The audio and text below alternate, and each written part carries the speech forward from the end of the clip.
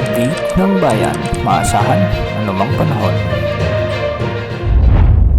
Magandang oras po sa ating lahat. Narito na ang latest update sa magiging lagay ng ating panahon sa susunod na 24 oras. Sa kasalukuyan ay southwest monsoon ang nakakaapekto sa ating bansa na siyang nagdadala ng maulang panahon sa Ilocos Region, Batanes, Babuyan Islands, Zambales at Bataan. Ang mga lugar na ito ay makakaranas ng minsan ay katamtaman hanggang sa malalakas na pagulan, kaya posible ang banta ng mga biglaang pagbaha o pagguho ng lupa. Kung makikita natin sa ating satellite animations, hindi pa gaanong concentrated ang kaulapan sa malaking bahagi ng mga nabanggit na lugar, ngunit sa Ilocos Sur at ilang bahagi ng Cordillera Administrative Region ay may mga pag-ulan na dulot ng weather system na ito. Samantala, magiging maulap naman ang mga kalangitan na may mga pag-ulan at thunderstorms sa Metro Manila, sa nalalabing bahagi ng Cordillera Administrative Region sa may Calabarzon, Palawan, Occidental Mindoro, Oriental Mindoro at ang nalalabing bahagi ng Central Luzon.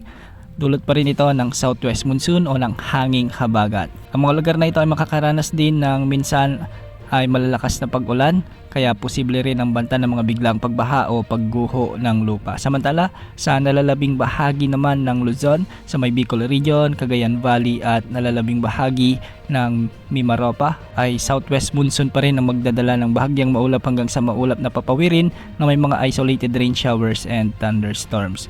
Posible rin ang banta ng mga biglang pagbaha o pagguho ng lupa, lalo na kung may mga umiiral na severe thunderstorm. Samantala, sa Visayas ay may mga kalat-kalat ding pag-ulan sa ngayon dulot ng localized thunderstorms. Ilan sa mga lugar na nakakaranas ng thunderstorms ang Iloilo, ang Negros Island Region, ang southern at northern portions ng Cebu Province, ang western sections ng Bohol, ang kanlurang bahagi ng Eastern Visayas at ang northern parts ng Masbate. Sa Mindanao may mga localized thunderstorms naman sa halos buong Zamboanga Peninsula, sa halos buong Bangsamoro Region, ang ilang bahagi ng Northern Mindanao, ang ilang bahagi ng Soc-Sargen at kalat-kalat na thunderstorms din ang nararanasan sa Davao Region at Caraga Region. Ang mga lugar na ito ay posibleng makaranas ng minsan ay malalakas na pag-ulan, kaya posible ang banta ng mga pagbaha o pagguho ng lupa. Samantala, wala pa rin tayong namamonitor na sama ng panahon gaya ng LPA o bagyo na posibleng makaapekto sa ating bansa sa susunod na 3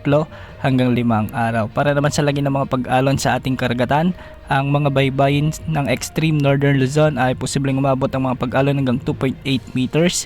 Sa nalalabing baybayin ng Luzon ay posible rin ang hanggang 2.5 meters. At sa mga baybayin ng Visayas at Mindanao ay posible hanggang 1.2 meters. Yan ang update sa lagay ng panahon. Ito pong weather update ng bayan. Maasahan anumang panahon.